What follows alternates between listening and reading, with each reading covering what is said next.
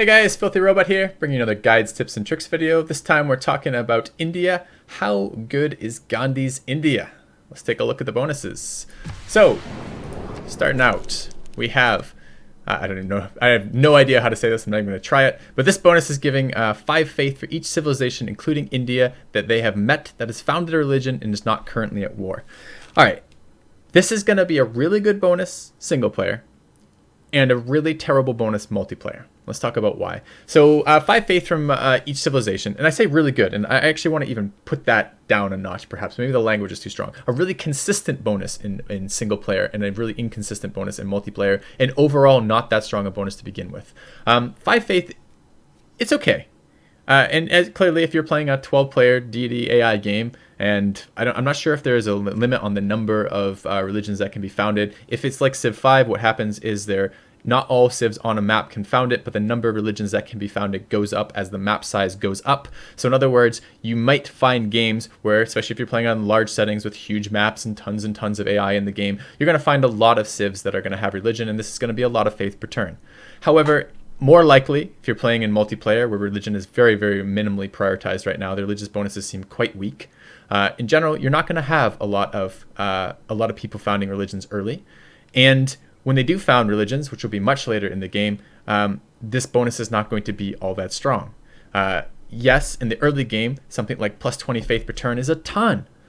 But in the mid to late game, it really isn't all that impactful, especially if you're not doing one of the very few religious strategies out there. If you're doing something like a unit purchasing strategy, of course the faith is going to be useful, and it could be useful here. If you're doing something like an actual religious victory, which is currently literally impossible in multiplayer, since religious units can be killed by combat units directly, which means that anytime that you try to spread a religion to a human player who doesn't want your religion, all he has to do is war you, and he can kill all of your apostles instantly with his military units and unspread all of your religion. In other words, you cannot do that. You basically either have to conquer him directly, or you have to try to starve him out with war weariness, or you have to get his permission to spread religion, all of which are going to prevent you from actively winning a game with religion, because he's never going to give you permission if it's going to make you win the game.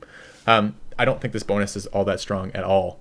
5 faith per civ seems like a lot, and if this doesn't scale for game speed, it's going to, of course, going to be better in the lower speed games. But at the moment, 5 faith per turn just doesn't feel like very impactful at all. Interestingly, the other part of this bonus, opposing civilizations receive double the war weariness for fighting against Gandhi, I actually think is going to be more impactful in multiplayer than it is in single player. In single player, especially on the higher levels, the AI cheats on so many of its demographics. It cheats on production time, it cheats on the units it starts with, it probably, although I don't know if this is confirmed or not, it probably cheats on amenities. If I had to guess, I would say it almost certainly cheats on amenities. Now, if that's the case, this is probably not going to be all that impactful. They're already going to have big bonuses towards amenities, and getting double the war weariness when fighting you probably isn't going to make much of a difference with the AI at all. Maybe not. Maybe it will be proven wrong. Maybe this will be the one type of resource that the AI can't cheat on, but I don't think so. I think this is going to be something that's not that powerful versus the higher level computer opponents. However, it's very impactful in the multiplayer lobbies. War weariness seems to add up very, very fast, and it's very difficult to get rid of, and it means you're investing a lot of hammers into building happiness-related infrastructure, and building those entertainment complexes, getting those arenas up, and then later on teching for the Civ6 tech that gives you zoos, and getting those zoos up. In other words, this is scary. It's scary to declare war on Gandhi, because that war weariness is so painful, especially if you don't use the actual justified war system to do that. If you're just like surprise war on Gandhi in particular, it's going to be really nasty for your war weariness being added to that. All right, let's move on. Dharma receives follower beliefs in a city from each religion that has at least one follower. This is a little weird to talk about, because it seems like it's better than it is on the first read of it, and then the more you think about it, the worse it gets. So I think there is a section specifically on concepts in religion. Let's see if we can find it. Faith and religion, yeah. But there's actually one talking about the religious beliefs. See if we can find it together right now. Yeah, faith and religion, I do want that, and I do want founding a religion. But is there a... There it is. Yep. Okay. So here's how it happens. So you might have noticed when you found a religion, when you actually get to found it, past your pantheon stage, when you're actually founding the religious element of it, you're prompted to pick from a belief the first time you found it, and then you can use an apostle and evangelize and take a second belief, and then you can use another apostle and get another belief added with another evangelize. And what is actually happening is there's 3 classes of beliefs in the religion. They're called worship beliefs, follower beliefs, and founder beliefs. And you're only going to be able to choose and of course enhancer beliefs, because you get the founder belief when you found, and then you get one of the other types of beliefs, and then each additional apostle gives you one more belief. So it's going to give you the pantheon plus 4 beliefs in the end. And how it works is you can't ever take 2 of the same type. So you can't, all of your religions, if you fully enhance that religion, fully evangelize that religion, take all of the apostles you can to make that religion stronger, the most you're going to end up with is 1 building, 1 follower belief, 1 founder belief, and 1 enhancer belief. You can't ever take 2 from the same category. And what this means is that when it says that Gandhi's getting the full benefit of the follower beliefs, it means just that. Only the follower beliefs. So that's only divine inspiration, feed the world, Jesuit education, religious community, reliquaries, work ethic, or Zen meditation. Now granted, these are quite good ones, as if I had to choose between all of the beliefs I had to take from another civilization, those would probably be up there in terms of the ones I would take. I think they may actually be better than most of the founder beliefs, which is kind of sad, but in general, these are the types of ones that I probably want. These are ones that you're mostly going to be able to take advantage of. You're probably not going to be able to take advantage of reliquaries. You may or may not be able to take advantage of divine inspiration, but the other ones are things you could actively do. Now, it does require you invest in holy site districts, because this is shrine and temple food. This is campus and theater. This one you can purchase with faith, which means you need faith generation to take advantage of this. This one requires shrine and temple housing. This one, however, doesn't. This is just straight up production, which is quite useful. And this one requires... this one is just an amenity for having 2 districts. So, but of those, probably 50% of those require you have decent faith income to use, or have holy sites with shrines and temples to use. Probably 20% of them, or something like that, work ethic and divine inspiration, are going to be so situational, or not work ethic, sorry, reliquary and divine inspiration are going to be so inspirational that they're mostly useless. And then there's a couple that don't matter at all. So what does that mean? Why do we care about this?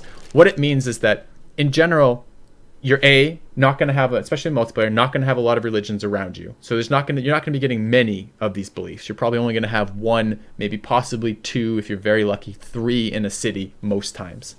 And it's going to be later in the game that occurs, mostly, because A, religion spreads very slowly passively, B, religion isn't very heavily prioritized in multiplayer games because it isn't very good right now, and C, I suppose in a multiplayer game, in a single player game, maybe that would happen. But I was going to say C, the players know that spreading follower beliefs to Gandhi gives him those follower beliefs. So they're not going to prioritize spreading religion to Gandhi as much, because they don't want to give him bonuses, which is totally reasonable. So in other words, it's going to be very, very challenging to take advantage of these bonuses in multiplayer. Single player, a little bit easier, right? The AI is going to spread it to you indiscriminately. Lots of AI missionaries and apostles are going to show up. And as long as you're not actively trying to just have your religion in there, that will probably be okay. You're probably going to have a lot of different religions come through as they spread their stuff around. And it might be enough that you get a couple bonuses out of it. But honestly, those bonuses aren't that good, and there aren't that many of them that are going to be applicable most times. In other words, not a very good bonus, inconsistent, not that strong. All right, let's talk about their unique unit, the Varu, and then their unique improvement, the Stepwell. Let's take a look at the Varu. Varu is pretty cool, by the way. So I guess first off, we could do it this way. Let's go take a look where the Varu shows up. Varu shows up here at horseback riding. And I was worried initially when I was looking into Gandhi. I was worried that it would replace the Horseman. The Horseman is such a powerful combat unit with its 4 movement and 35 strength that arrives so early. You can just immediately get it. Animal husbandry, straight into horseback riding. Bam, Horseman, super strong, really dangerous unit to deal with, and has a 100% production bonus up here in military tradition. However, I was quite worried that the part that was worrying me was basically I didn't want a 2 movement replacement. One of the most powerful parts of the Horseman is its 4 movement bonus compared to slower melee units like 2 movement units. But it doesn't actually replace, which is nice. So the Varu is available at horseback riding, but does not replace the Horseman. So as India, you can still build Horsemen, which is really, really cool. And you can also build Varus, and these are pretty solid. They are quite hefty in terms of their production cost. I believe their upgrade path is weird too. I don't think they upgrade to knights, and I may be not entirely right on this, but I believe that they upgrade into tanks but not into knights, even though they're heavy cavalry, which means they should upgrade to knights, but anyways, whatever.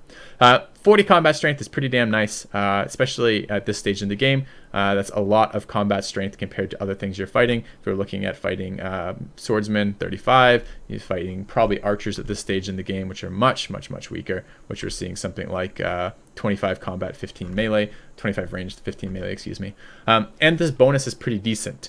And my understanding is it actually stacks too. I believe if you have 2 of these adjacent, you're giving 2 -5s. I'm not 100% sure on this again. It's very difficult at the moment to test the game. The testing I'm doing is actually playing multiplayer games with people and trying to keep track of these bonuses as I play through the civs or play against them. There isn't the really handy editors that are available in Civilization 5 where I can artificially create situations to directly test this. So some of this is a little bit third-party knowledge, right? It's passed on to me like I've encountered it or I think I encountered it. But my understanding, and of course we'll see if I'm right or wrong, but I'm pretty sure these is actually a stacking bonus. So if you have a couple of these around, you're giving off multiple -5s if you're around that unit, which is pretty damn strong. I'm not sure if that's actually correct or not. Let's see if it says so under the Varu or not.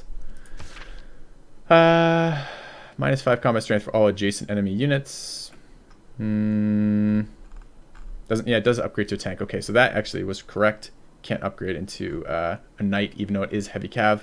And it's pretty powerful. A little bit slow, but pretty powerful. Very expensive. It's a big tanky unit that shows up with a nice AoE -5 coming out of it. I find that I don't tend to use them just alone. I've been using them in mix with other units. They're just a little bit slow for my liking otherwise. They run into the same problem that other melee style units do, which is they're just a little bit too slow to attack onto hills or this type of thing. But overall, I think a pretty decent unit. All right, let's take a look at the last of these bonuses, the Stepwell. Stepwell may be, to me, the most interesting part of India. There are really, in my opinion, only 2 civs right now that are particularly good at going tall. And India may be the lesser of those 2 civs in terms of going tall as opposed to going wide. Right now, ICS, Infinite City Sprawl, lots of cities all over the place, very small cities, just building districts when you can, and building as many as you can seems to be the dominant strategy right now. The multiplayer mods will certainly nerf that as time passes, and maybe there will be some changes to single player balance too. I don't know. Certainly probably.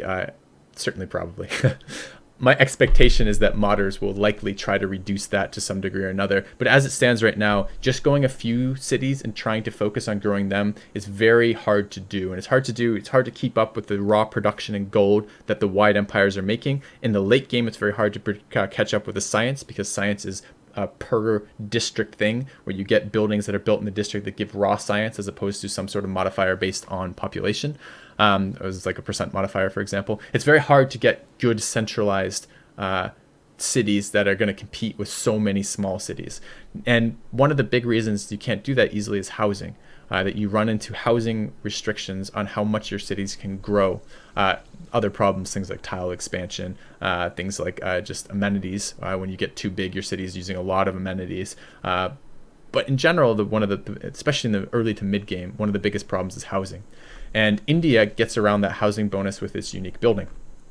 What it does, the builder can unlock it. Let's see where it's actually available at Irrigation. So it's very, very easily accessible. Irrigation is right here. So it's right off the bat. And it gives you +1 food and +1 housing on any tile that you put it on. And it gives an additional +1 faith if it's adjacent to a holy site, and an additional +1 food if it's adjacent to a farm. It is restricted that it can't be built on hills, and they can't be built next to each other, so you can't build stepwell, stepwell, stepwell, stepwell. But this still leaves a fairly large number of available terrains to build it on. My expectation, if it behaves like all of the other unique buildings, it's not going to be able to be built on bonus resources, so that is a little bit of a restriction. But the fact that it gets adjacency bonuses for being next to farms, and the adjacency bonus is a food bonus, and it provides plus food in addition to its housing bonus, means you might actually, especially in the early game, be able to use this usefully. It's not terrible on plains. It becomes a 2-1 tile that, if there's farms around, becomes a 3-1 tile, which is quite decent in the early game. Same with just raw grassland. It becomes a 3-0 tile or a 4-0 tile if it's adjacent to other farms, which means that you might be able to work it if you have to. And at the very least, there's plenty of tiles that you can get this housing bonus off of. Now, interestingly, farms in of themselves, if I am correct on this, and let's just double check. Yeah, give half a housing. So it isn't that much better than just farming the tile. And since you can't place it on hill, you can't place it everywhere. But it is, you know, that much better being twice as efficient, right? So there is a bit of a thought that it may not be, I don't know. The problem is that builder charges are limited, space is limited, and non-good tiles that you're just using to increase housing are limited. So whereas other civilizations could just spam farms or whatever else there could be, like you spam plantations or spam fishing boats, all these things provide, or spam pastures, all these things provide housing. The number of tiles that you can do that with and the efficiency at which you can do that with builders is basically much higher for India than it is for anybody else. So you may be able to keep up in housing relative to your growth. You may not be housing capped in the same way that other civilizations will, but it's still not as efficient, for example, as Mavemba's neighborhoods, their special unique neighborhood, which we'll talk about in another video. Interestingly, there's a current kind of conception in the multiplayer community that India is super strong, and the only thing that, looking over these bonuses, that really makes them super strong is probably the war weariness bonus. The rest of these bonuses are okay to mediocre, right? This +5 faith is all right, but it's going to be worse in multiplayer than in single player, and unless you have some very specific strategy involving faith, just having a bunch of faith around isn't all that useful. It's really not enough still to be doing a lot of patronaging of great people, although it can be used towards that. It becomes just basically a small amount of bonus resource that could be used for something maybe once or twice in the game is all you're really going to get out of this bonus in general. However, there might be specific strategies you can use to adapt for that. The Dharma bonus, again, situationally okay, generally fairly weak. The Varu, decent but not amazing, has high combat strength, comes early but is quite expensive and quite slow. I'm not entirely sure about the multiple Varu stacking bonus. Maybe that could be ridiculous if you just had like if you could surround units and give it like -20. But my actually in retrospect, I'm not even sure that happens. I feel like it happened, but it might not have happened. I might have identified the bonuses that were being applied there. And finally, the Stepwell, whereas it seems like it might be useful for increasing your overall population to a point you maybe could actually grow one or a couple cities very, very tall. It does have the limitations of both space and builder charges to slow that down. Overall, I don't see them as that great. I'm not quite sure why the other players have been identifying these as so strongly in the multiplayer lobby. Perhaps it literally is just the war weariness. But to me, I read these bonuses and I think okay, but not exceptional. Anyways, guys, hopefully you've enjoyed this. We're doing this series with all of the civilizations, so go check out the other Civ series, other civilizations guide videos if you haven't already. And if you enjoyed it, hit the subscribe button. Come check me out on Twitch. Come check out my other videos on YouTube. And I will see you guys soon. Thanks very much for watching. Filthy out.